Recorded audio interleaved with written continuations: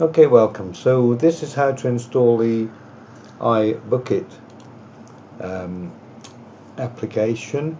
So first of all, you go to your FTP client and you'll create a file or you will put it in your public HTML folder if it's in the main folder, or you can create it in a subfolder. So here we're going to create in a subfolder because we have other things in the public HTML. So we select the folder and then we go to our package folder here, and we copy the whole of the hotel booking folder into where we're going to have our website.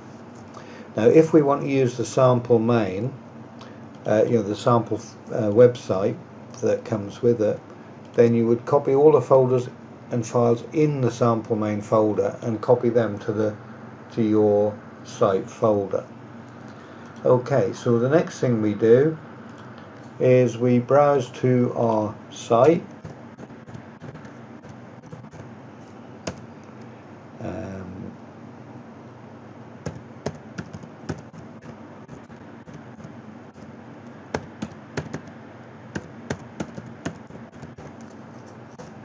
Hotel booking admin,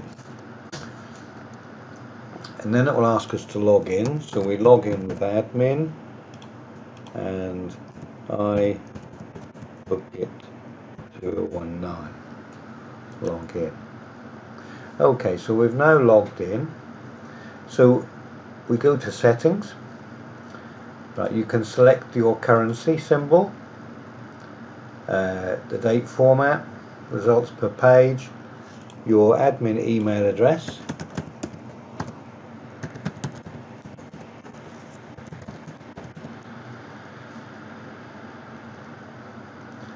whether to use recapture images, and the installation folder, which is hotel booking. Okay, so then we decide we will put the PayPal status to sandbox. The PayPal currency code, you can put US dollars, whatever you want in there to take the payments in. The PayPal return URL, this will be your site address, and in this case it's mysite.tst/iBookit demo, and then hotel booking PayPal, thank you. So we'll take that, because we then need to put that in here as well on the return URL. We also need to change the IPN, so again we do the same, and the sandbox and live IPNs. Then we need to put the PayPal email address for sandbox,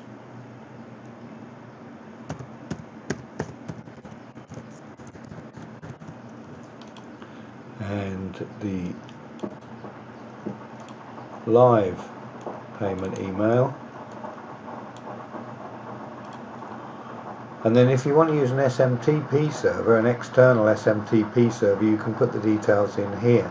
We're going to use a standard PHP send mail. And then the main site URL. Whoops, that's not right. That should be mysite.tst/iBookdemo. Okay, and that's it. So we click save, and now everything is complete and filled in. So we're all ready to go. You can change your admin password later, but we'll leave it as is for now. Okay, so now we've done that, we can go to manage rooms, and now you can edit the rooms that are already there if you wish, or you can delete them and start afresh with some new room details. And if you edit a room, it's quite easy. You can edit the name, the description, how many people it will hold, how many of the rooms are that type, and what the price is, and then you can modify the images to go with that. Okay, and if you add a new room type, then you just fill in all the details as shown there. Okay, so that's all set up. So now we can go to our main site. We've used the sample site, so we go to the main site. Oops, I want to go back one more. And we've got our main site with our link to book now. When we go to book now, they can select the number of guests, the check-in date, the check-out date, and search for any available rooms. That will then show them all the rooms available and the cost. They can look at the details for that room and look at the different photos, and they can book now, or they can go back and choose a different room.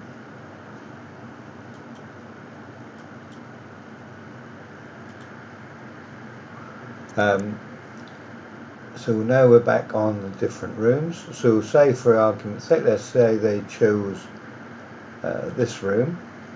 So then when they want to book, they can enter their name,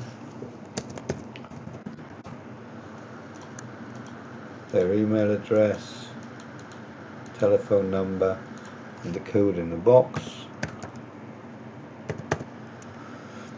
and any remarks they want to make. They can then click book now,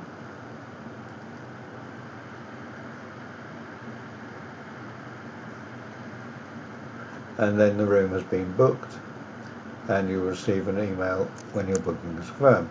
That's it, the room is now booked. Now if they wish, they can now pay with PayPal. So as I say, they can pay by PayPal and pay now, or they can pay when they arrive at the room. So now if we go back to admin,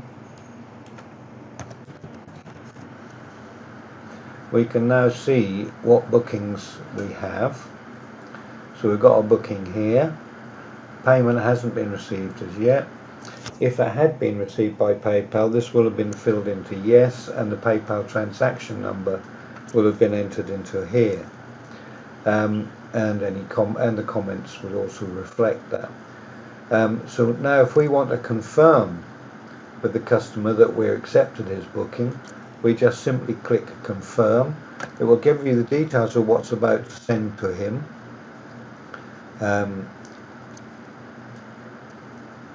But you can edit that if you wish and add something else in the bottom. And then you just click confirm. That will then send an email to the customer. There we go. It's now been changed to confirmed and the message has been sent. So if we look at confirmed bookings now, that one is now in confirmed bookings, and they're going to pay on arrival because they haven't paid as yet. And if we look at new bookings, it's now disappeared from the new bookings and we have another new one in there. So that's how that works. Now we go to, there we go. This is the email the customer will have received. Dear Tommy, your booking for 2 nights is now confirmed. The booking confirmation code. Thank you, the team. Okay, so he's now got his confirmation. Let's just have a look and what that was. Okay, so we can then manage the rooms again if you wish, or check your bookings. And you can change the settings at any time. So once you're ready to go live, you would change the sandbox to live, and then it will start taking live payments in PayPal. You can change the logo on the top of the emails by selecting a different file there, and that's it. So everything's done.